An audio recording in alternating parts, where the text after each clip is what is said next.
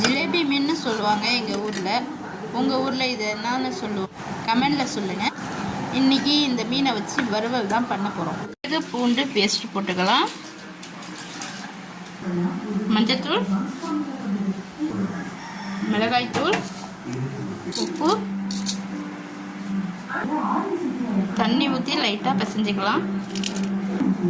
மசாலா போட்டு கலந்துக்கலாம். மசாலா போட்டு நல்லா கலந்துட்டேன். அப்படியே ரசமும் செஞ்சு முடிச்சிட்டேன்.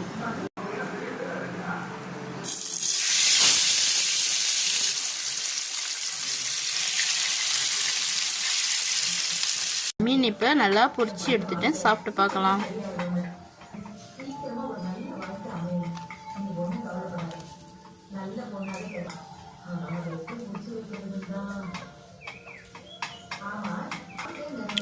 செம்ம டேஸ்ட்டு, சூப்பராக இருக்கு.